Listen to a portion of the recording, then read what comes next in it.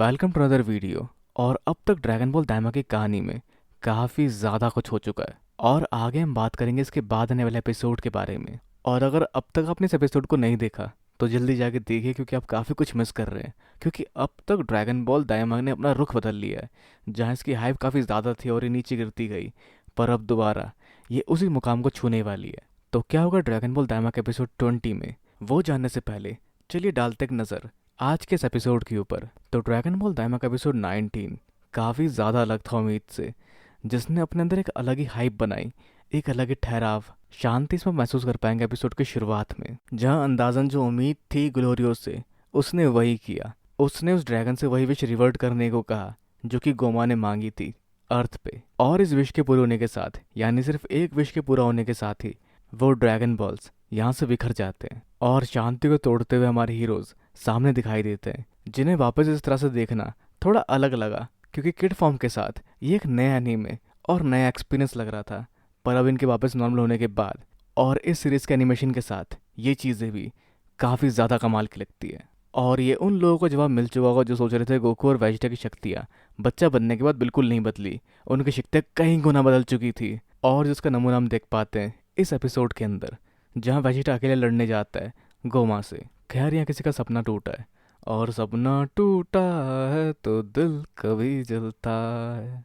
हाँ, थोड़ा दर्द हुआ पर चलता है, जो अरिंसू संभाल लेती है और उसको संभालता है कू, जो उसका साथ नहीं छोड़ेगा और जो कहीं ना कहीं अरिंसू के नेचर को हमें दिखाता है, जो इतनी भी बुरी नहीं है।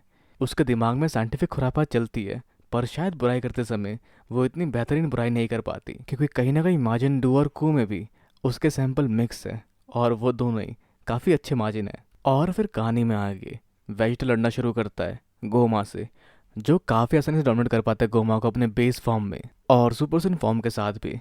पर तभी हमें देखने को मिलता है लेजेंड ब्रेकर मोमेंट, जिसे लेकर कई सारे लोगों ने थ्योरीज बनाई कि वेजिटा सुपर 3 फॉर्म का इस्तेमाल क्यों नहीं कर पाता या क्यों नहीं करना चाहता। पर उसने इन सबको गलत साबित करते हुए सुपर 3 फॉर्म का इस्तेमाल किया, जिसके सुपर 3 फॉर्म का ऑरा और एनर्जी शायद गोकू के पावर लेवल को भी सरपास कर चुका है, जो काफ़ी कमाल का होता है। और उसके बाद वो गोमा को काफ़ी बुरी तरह से डोमिनेट कर पाता है। पर गोमा अब भी थर्ड आई का इस्तेमाल कर रहा है, जिसके पास असीम शक्तियाँ, जो भले ही अब तक वेजिटा से हार चुका था, पर फिर भी वो खुद को हील कर लेता है थर्ड आई के इस्तेमाल से, और वो लगातार लड़ते रह सकता है। जैसे वेजिटा की जिद तोड़ने के लिए बुल्मा उसे ऑफर करती है या किया हुआ ऑफर वापस लेती है, जिससे डरता हुआ वेजिटा उसकी बात मानता है और फिर सब साथ में लड़ने के लिए मानते हैं। पर अगली बारी होती है पहले अकेले गोकू की, जिसके कई सारे फॉर्म हम देख पाते हैं 1 2 3। और फिर वो मोमेंट जो पहले सुपर 3 के टाइम में हमने देखा था, वही चीखने की आवाज़, वही शक्ति बढ़ाती हुई आवाज़ जो काफ़ी देर तक लंबे दूरी तक पहुंचती है और उसकी चमक से पूरा डीमन वर्ल्ड कांप जाता है।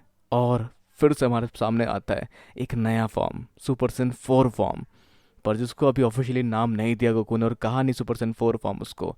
तो कैसे गोकू ने उसे अचीव किया और एक बार समझ के कैसे उसने उसे पा लिया, जिससे शायद दोबारा वेजिटा पीछे रह गया है गोकू से एक फॉर्म के मुकाबले।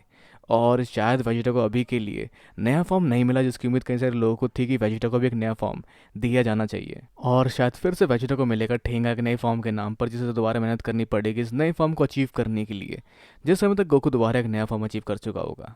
जोक्स अपार्ट, पर आगे अगर हम बड़े सीरीज में, तो हमें देखने को मिलता है एपिसोड 20 के अंदर, जो कि कहा जा रहा है सीरीज का लास्ट एपिसोड है। पर अब देखते हैं सच में लास्ट एपिसोड कौन सा होता है, क्या ये वाला या कोई और। तो उस एपिसोड के अंदर आप देख पाएंगे गोकू के सुपर 4 शक्ति के मैक्सिमम आउटपुट को गोमा के अगेंस्ट, जहाँ शायद शक्तियाँ और बढ़ाने के लिए अगर ये लास्ट एपिसोड हुआ और गोमा को हराना और मुश्किल हुआ, तो में भी हम देख सकते हैं प्योर शक्ति का इस्तेमाल होते हुए, यानी स्प्रिट बॉम्ब अटैक का भी, जहाँ गोकू के इस नए फॉर्म को अचीव करने में मदद की है नेवा ने, जो शायद गोकू के अंदर के पोटेंशियल को भाप पाया था, जो काफ़ी तक करीब था इस नए फॉर्म के, जिसको लेकर उसने उसकी शक्तियों को जागृत किया, जिसको गोकू समझ चुका है और अब उसका इस्तेमाल वो कर पा रहा है। क्या वेजिटा भी ऐसा कर पाएगा, जो शायद मे भी हमें आगे वाले एपिसोड में देखने को मिल सकता है अगर हो पाया तो।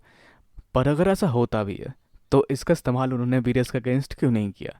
क्या इन लोगों की मेमोरीज मिटा दी गई डीमन वर्ल्ड के अंदर जो भी इन्होंने बताया उस सब की?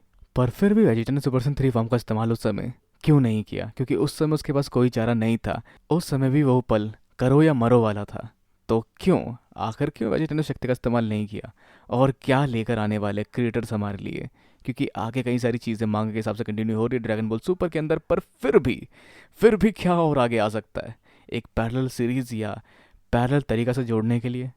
तो जो सभी चीज़ें हमें काफ़ी तक फैसिनेट करती फ्यूचर वाले एपिसोड्स को लेकर, और इसको लेकर आप क्या सोचते हैं कि क्या हो सकता है, किस हद तक हमारी थ्योरीज इन सबको टच कर पाती है, और क्या है आपकी थ्योरीज, नीचे कमेंट्स बताना बिल्कुल ना भूलें। वीडियो को लाइक शेयर और चैनल को सब्सक्राइब करना भी बिल्कुल ना भूलें। तब तक के लिए मिलते हैं अगली वीडियो में।